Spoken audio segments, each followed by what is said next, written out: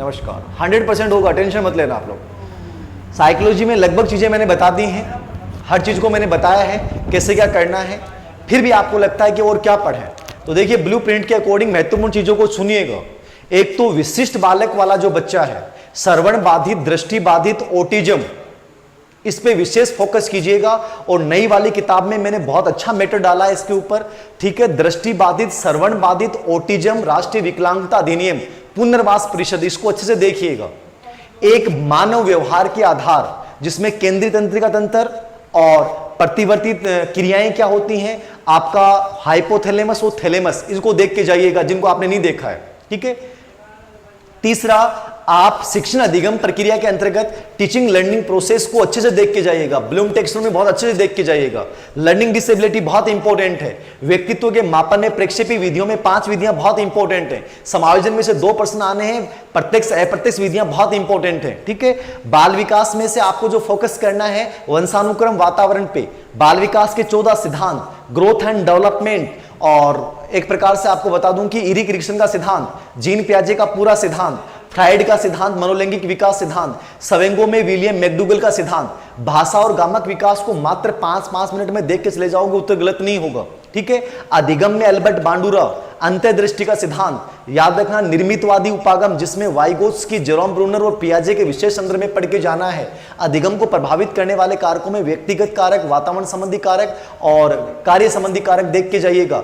अधिगम के आउटकम्स में रॉबर्ट गेने के प्रकार समझ के जाइएगा, लगभग प्रश्न आएगा। व्यवहारवादी में चारों में से किसी एक पे प्रश्न आएगा, लेकिन संज्ञानवाद में अंतर्दृष्टि और बांडुरा दोनों पे आइएगा। ट्रांसफर ऑफ लर्निंग सिलेबस में नहीं है, लेकिन फिर भी हल्का देख लेना। लर्निंग, पठार, अधिगम, वक्र, इनका जिक्र मेरे अकॉर्डिंग नहीं है तो शायद नहीं आएगा, याद रखना। मोटिवेशन में आंतरिक और बाह्य मोटिवेशन, और मोटिवेशन में मेस्लो का प्रेरकों का वर्गीकरण और मेस्लो का आत्मसिद्धि वाला सिद्धांत, ठीक है। ये अच्छे से देख के जाइएगा। गुड की परिभाषा, ठीक है, ये अच्छे से देख लेना। आपका व्यक्तिगत विभिन्नता, अर्थ, प्रकार, प्रभावित करने वाले कारक, मात्र 5 मिनट का बिंदु है। फ्रांसिस गार्टन का योगदान, प्रकार और प्रभावित करने वाले कारक।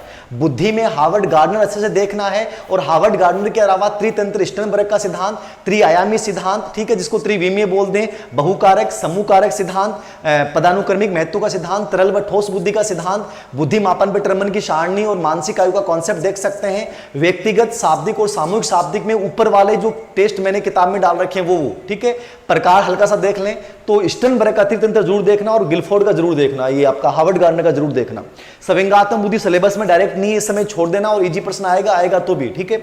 और क्या है, और क्या बचा, एनसीएफ 2005, आरटी 2009 पूरा पढ़ा दिया है। कल्पना मैंने पढ़ा दिया है, चिंतन मैंने पढ़ा दिया है, लॉजिक की मैंने बात कर दी है, ठीक है। ब्रॉनफेन बेनर मैंने पूरा पढ़ा दिया है, इरिक एरिक्सन पढ़ा दिया, फ्राइड पढ़ा दिया है। व्यक्तित्व में नव फ्राइडवाद में युंग और एडलर, युंग में सामूहिक अचेतन और उसके जो आर्किटाइप व्यक्तित्व है वो देख के जाना। एडलर में हीनता मनोग्रंथि, पुरुषोचित विरोध, जीवन शैली वाला पार्ट स्पेशली देख के जाना, बाकी नॉर्मल है। आलपोर्ट और केटल का सिद्धांत देखना है व्यक्तित्व में, बाकी नॉर्मल है, कुछ भी नहीं है, ठीक है।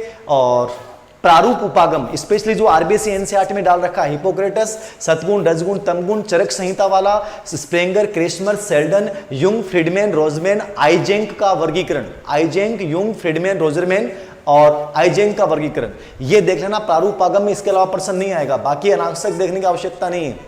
और टॉपिक कौन सा बच गया, लर्निंग डिसेबिलिटी इंपॉर्टेंट है। डिसलेक्सिया, डिसग्राफिया, डिसकैल्कुलिया, डिस्फेजिया, डिस्प्लेक्सिया, अफेसिया, हाइपरलेक्सिया, इनको हल्का सा देख लेना। मेरा यूट्यूब पे करवाया हुआ है पूरा टॉपिक, ठीक है। एक्शन रिसर्च मैंने करवा दिया। मापन, मूल्यांकन, सीसी, उपलब्धि परीक्षण और आकलन, इस यूनिट में से, इस लाइन में से 2 प्रश्न आने हैं। तो मूल्यांकन मैंने पूरा बता रखा है, आकलन में 3 प्रकार मैंने बता रखे हैं, सीसी का मैंने बता रखा है शॉर्ट वीडियो में। बहुत नॉर्मल टॉपिक है। अचीवमेंट टेस्ट में प्रकार पूछ लेगा, उपयोगिता पूछ लेगा, उद्देश्य पूछ लेगा, नॉर्मली चीजें हैं। और क्या है, बस यही है, सब चीजें बहुत नॉर्मल है, बढ़िया हो जाएगा। आप जीत रहे हैं, 100% जीत रहे हैं, टेंशन मत लेना, बहुत अच्छा करने वाले हैं आप लोग, कोई दिक्कत नहीं है। तो थैंक यू वेरी मच। फिर भी कोई दिक्कतें हो, प्रॉब्लम्स हो, मुझे बताइएगा, मैं फिर से आपसे रूबरू होता रहूँगा। 4 या 5 दिन लगातार आपसे रूबरू होते जाऊँगा, कोई दिक्कत नहीं है।